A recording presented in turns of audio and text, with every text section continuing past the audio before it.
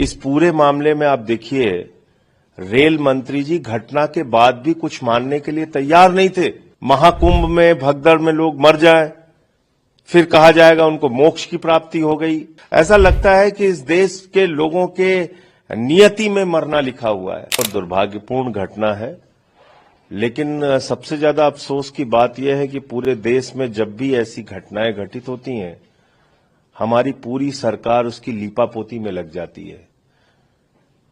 इस पूरे मामले में आप देखिए, रेल मंत्री जी घटना के बाद भी कुछ मानने के लिए तैयार नहीं थे। वो बराबर सफाई दे रहे थे, ऐसे जैसे कुछ हुआ नहीं। एलजी साहब ने अपना ट्वीट करके 29 मिनट के बाद ट्वीट एडिट कर दिया, ऐसे जैसे कि कुछ हुआ नहीं। तो लोगों की जान की कोई कीमत नहीं है क्या? महाकुंभ में भगदड़ में लोग मर जाएं, फिर कहा जाएगा उनको मोक्ष की प्राप्ति हो गई। 17 घंटे तक उत्तर प्रदेश की सरकार स्वीकार नहीं करेगी कि कुछ हुआ है। दिल्ली में, देश की राजधानी में प्लेटफॉर्म पे भगदड़ से लोग मर जाएं, रेल मंत्री कहेंगे कुछ नहीं हुआ। हजारों की संख्या में वहां भीड़ दिख रही है, उसको नियंत्रित करने के लिए कोई रेलवे का प्रशासन नहीं है, और पूरे मामले पे लीपापोती शुरू। ये बहुत दुर्भाग्यपूर्ण है।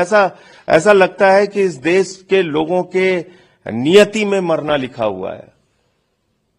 कभी आपको नोटबंदी के बाद लाइनों में खड़े होकर मरना है, कभी कोरोना की महामारी में मरना है, कभी पटरियों पे चलते हुए थक के सो जाए तो आपको मरना है, कभी फ्लाईओवर के गिरने से मरना है, कभी पुल के टूटने से मरना है, कभी रोजगार मांगने पे पुलिस की लाठी से मरना है, कभी फसल का दाम मांगने पर मरना है, कभी कुंभ के मेले में मरना है, कभी प्लेटफॉर्म पे मरना है। तो मरना इस देश के लोगों की नियति हो गई है, और ऐसा लगता है सरकार को कोई फर्क नहीं पड़ता। नॉर्दर्न रेलवे के सीपीआरओ का बयान, आप देखिए 2014 के बाद कोई भी घटना इस देश में होती है, ऐसा लगता है कुछ नहीं हुआ, लोग ही जिम्मेदार हैं इसके लिए, क्योंकि लोगों ने तो भगवान को चुन लिया है और भगवान की आलोचना होती नहीं। सीपीआरओ का कहना है कि वहां पे जब ट्रेन आई, भगदड़ की स्थिति थी, एक व्यक्ति ट्रेन के सामने आ गया, उसके बाद भगदड़ मची। और उसके देखिए, कई जानकारियां मिल रही हैं। पहली बात तो यह है कि जितनी भीड़ वहां दिख रही है, क्या उसको नियंत्रित करने के लिए, उसको लाइन लगाने के लिए, उसको कोई घटना दुर्घटना न हो, इसके लिए कोई प्रशासन आप लोगों को दिखा?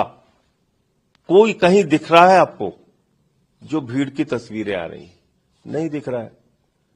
इसका मतलब रेलवे कहीं ना कहीं तैयार था इस बात के लिए कि जो होता है हो जाए, कोई फर्क नहीं पड़ता। 2 सदस्यीय जांच समिति बनाई गई, आपको उम्मीद है कि उसका कोई परिणाम आ जाएगी 10-20 साल में उसकी रिपोर्ट, कोई फर्क नहीं पड़ता। जांच की ये रेल मंत्री जी की जवाबदेही तो कुछ तय होनी नहीं है, तो जांच की रिपोर्ट आ जाएगी। अमेरिका से जो लोग डिपोर्ट होकर भारत आ रहे हैं, अमृतसर में उनकी फ्लाइट्स आ रही है, उसे लेकर कल भगवान क्यों नहीं कर रहे हैं जो ट्रेवल एजेंट्स चल रहे हैं पंजाब में? देखो, ऐसा है, हमारी सरकार कब से है? 3 साल से। और ये जो लोग वहां पे गए हुए हैं, ये कब के गए हुए हैं? कब से हैं वहां पे? लंबे समय से हैं। इसलिए फालतू का बेबुनियाद ब्लेम गेम करने के बजाय भारत के लोगों का अपमान हो रहा है, 144 करोड़ भारतीयों का अपमान हो रहा है। कांग्रेस पार्टी को ये नहीं दिख रहा है? वो भारतीय जनता पार्टी के सुर में सुर मिला के भाषा बोल रही है। हमारे देश के प्रधानमंत्री गए, उन्होंने एक शब्द नहीं बोला कि बेड़ियों में बांध के और हाथों में हथकड़ी बांध के हमारे देश के लोगों को क्यों लाया गया। 33 गुजराती थे उसमें, हरियाणा के 33 लोग थे। कोई एक शब्द नहीं बोला देश के प्रधानमंत्री ने, और आप बार बार अमृतसर उतार रहे हैं जहाज को। पहली बात तो आपने अपना जहाज क्यों नहीं भेजा? कोलंबिया जैसा छोटा सा देश वो अपना जहाज भेज रहा है अमेरिका में अपने नागरिकों को लाने के लिए, और आपने बेशर्मी की सारी सीमा पार कर दी है। आप अपना जहाज तक नहीं भेज पा रहे हैं। हजारों लाखों करोड़ रुपए अपने पूंजीपति दोस्तों पे लुटाते हैं, हिंदुस्तानी जो अमेरिका में है उनको लाने के लिए आप एक जहाज तक नहीं भेज पा रहे हैं, क्योंकि उनको बेड़ियों में लाना है, भारत का अपमान करना है, और इस पे कांग्रेस पार्टी बीजेपी के साथ खड़ी हो गई है। ये बहुत शर्मनाक है।